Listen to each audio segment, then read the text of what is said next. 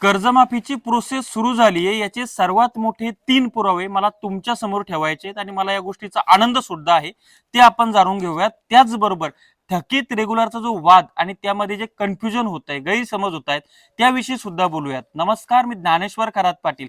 आता आपला पहिला मुद्दा आपण थोडा लेट डिस्कस करू। दुसरा मुद्दा जो आहे थकीत रेग्युलर वादाविषयी आपण बोलूयात।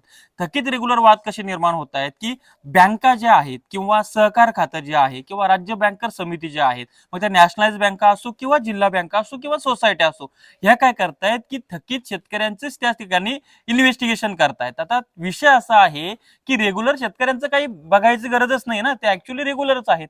थकीतांचं काय बघावं लागतं, तर त्याच्यामध्ये पहिला मुद्दा कर्ज कधी घेतलं, दुसरा मुद्दा त्या कर्जाचं व्याज आतापर्यंत किती झालंय, तिसरा मुद्दा ते ओव्हरड्यू मध्ये गेलंय, ओव्हरड्यू म्हणजे काय किंवा एका वर्षापेक्षा जास्त झालेत का, चौथा मुद्दा जो आहे की ते एनपीए आहे म्हणजे काय की ते 3 वर्षापेक्षा जास्त झालेलं आहे का, नॉन परफॉर्मिंग ऍसेट मध्ये ते गेलेलं आहे का, ही जी सगळी माहिती डाटा संकलन जवळपास 54 ते 57 पॉईंट दिलेले आहेत, ते सगळे खाचे या बँक मॅनेजर लोकांना भरून किंवा फील्ड ऑफिसर जो ऍग्रिकल्चर फील्ड ऑफिसर असतो एएफओ बँकेमध्ये, मग त्याला हे सगळं भरून वरती कुठं पाठवायचंय, राज्य बँकर समितीच्या माध्यमातून सहकार विभागाला आणि नंतर वरती ते पोर्टलला जाणार आहे।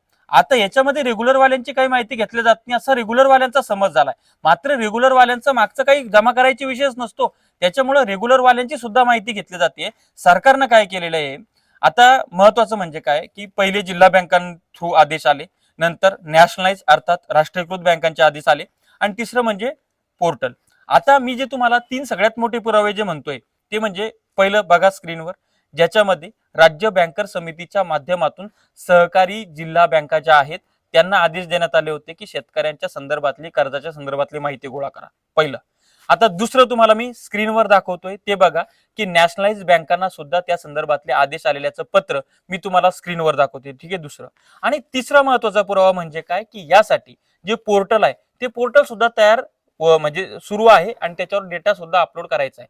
ते पोर्टलचं नाव काय आहे तर महाआयटी आहे, ठीक आहे। तर आधी सुद्धा होतं अशा पद्धतीचं, म्हणजे महात्मा फुले कर्जमुक्तीमध्ये किंवा छत्रपती शिवाजी महाराज सन्मान कर्जमुक्तीमध्ये सुद्धा हे पोर्टलचा वापर केला जातो। पोर्टल म्हणजे काय की त्या पोर्टलच्या माध्यमातून एकाच ठिकाणी सगळ्या पद्धतीच्या सेवा त्या योजनेसंदर्भातल्या दिल्या जातात। म्हणजेच काय की कर्जमाफी संदर्भातला सर्व डेटा त्या ठिकाणी असेल। समजा ज्ञानेश्वर खरात असं नाव टाकलं की लगेच माझं सगळं इन्फॉर्मेशन तिथे येऊन जाईल।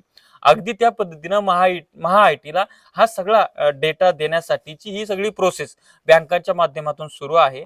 आणि महत्वाची अपडेट अजून एक ही आहे की रिझर्व्ह बँकेनं मागे ह्या ज्या नॅशनलाइज बँका आहे किंवा सहकारी बँका आहेत किंवा ज्या बँका आहेत यांना काही अधिकार दिले होते, त्या अधिकाऱ्यामध्ये त्यांना सांगितलं होतं की राज्य सरकार जरी कर्जमाफी करणार असलं आणि ती कर्जमाफी तुम्हाला मान्य असेल तरच तुम्ही हो म्हणू शकता, जर ती तुम्हाला मान्य नसेल तर तुम्ही ती डिनाय करू शकता। मात्र आता ज्या अर्थी बँका या सगळ्या माहिती राज्य बँकर समितीला पाठवत आहेत त्या अर्थी राज्य बँकर समिती असेल किंवा राज्यातील बँका नॅशनलाइज किंवा खासगी किंवा सॉरी जिल्हा बँका यांनी ते ऍक्सेप्ट केलेलं आहे कर्जमाफीचं, हे सुद्धा महत्वाचं लक्षामध्ये घ्या। तर ते 3 पुरावे मी तुम्हाला सांगितलेले आहेत। आता दुसरा महत्वाचा मुद्दा एक लक्षामध्ये घ्या, जर तुमच्याकडे फार्मर आयडी नसेल तर तुम्हाला कर्जमाफी मिळणार नाही। कर्जमाफीच काय, तुम्हाला कुठलीच शासकीय योजना मिळणार नाही। जिल्हा बँका, ग्रामीण बँका, राष्ट्रीयकृत बँका या सर्व बँकांना कर्जमाफीसाठी पडताळणी आणि चाचपणी त्या सर्व करत आहेत आणि त्या संदर्भात ते त्यांना सरकारच्या वतीनं सहकार विभाग जो त्याच्या अंडर कर्जमाफी हा विषय येतो त्यांच्याकडनं आदेश आहेत। आता महत्वाचं म्हणजे काय माहितीये का की याच्यामध्ये नेमकं कोण बसणार, आता थकीत बसणार का रेग्युलर बसणार किंवा किती लाखापर्यंत ही कर्जमाफी होणार, तर ते एप्रिलच्या पहिल्या आठवड्यामध्ये कळेल। मात्र अजितदादा पवारांनी सांगितल्याप्रमाणे त्यांनी सांगितलं होतं की मार्चच्या अर्थसंकल्पीय अधिवेशनामध्ये आम्हाला या संदर्भात तरतूद करावी लागणार आहे। अनेक लोकांनी प्रश्न उपस्थित केले होते की एप्रिलमध्ये अहवाल येणार आहे, तरतूद तुम्ही मार्चमध्ये कशी करताय, तर बँकर्स म्हणजे आपली जी समिती आहे कर्जमाफी ही राज्य सरकारचीच आहे, मित्राचे चेअरमन त्याचे अध्यक्ष आहेत, त्याच्यामुळं तो डाटा आधी सुद्धा राज्य सरकारला मिळू शकतो। म्हणजे एप्रिलमध्ये जी अनाउन्समेंट व्हायची आहे त्या संदर्भातला डेटा मार्चमध्ये तयारच असतो।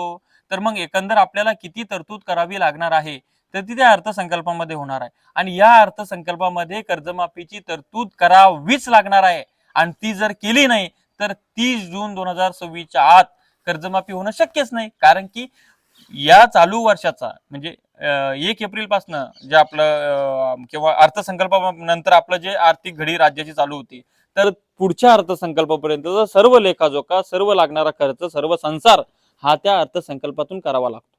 त्या पद्धतीनं ते सगळं आहे. तर अशा पद्धतीच्या महत्त्वाच्या अपडेट होत्या.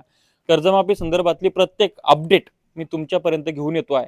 त्याकरता चॅनल सबस्क्राईब करा, साईडला असलेलं बेल आयकॉन दाबा. तुर्तास थांबतो, आपली रजा घेतो. आपला ज्ञानेश्वर खरात पाटील. धन्यवाद.